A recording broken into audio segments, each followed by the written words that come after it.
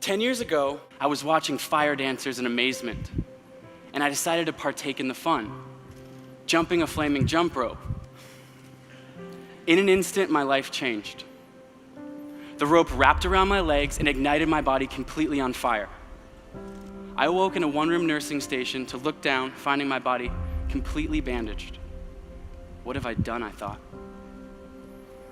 I had been severely burned. The searing pain was unimaginable. I'm screwed.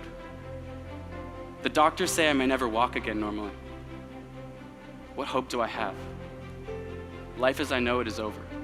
Thankfully, 5 days in this ordeal, my mother arrived to be my protector. And she came into my hospital room every single day with a smile on her face and an air of positivity, daring me to dream about the future. She kept asking me questions like, "Colin, what do you want to do when you get out of here? Let's set a goal." But her positivity was unrelenting and infectious. And 3 days after she arrived, she was sitting on my bedside and I announced my goal. "Mom, when I get out of here, I'm gonna one day compete in a triathlon." "All right, Colin, now I know you've got this big triathlon goal, but today your goal is to take your first step."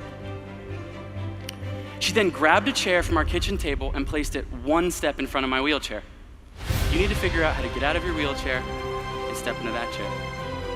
It took me 3 hours that day to work up the courage and strength to take that first step, but I did it. The next day she had moved the chair 5 steps away, and the next day 10. Each day I could take a few more steps, until finally after many weeks I regained my ability to walk, and then one day jog. Jogging felt like flying, but jogging was a far cry from running a triathlon. So for the next 18 months, I grinded with my goal in mind.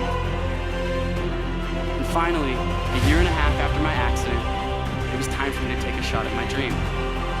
I showed up in Chicago to compete in the triathlon. I dove into Lake Michigan to swim the first mile. I got on my bike, rode 25 miles, put my shoes on, and ran 6.2 miles to the finish, crossing the finish line. I had done it. I had achieved my goal.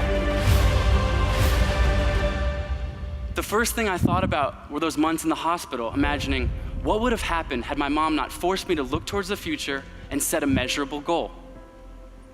Through this tragedy, I'd learned an invaluable lesson. I had learned that life will test us with setbacks, but these situations aren't permanent. We have full control of our choices to keep moving forwards one step at a time.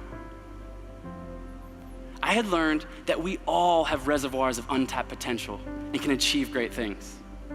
The biggest thing standing in our way? Our own minds.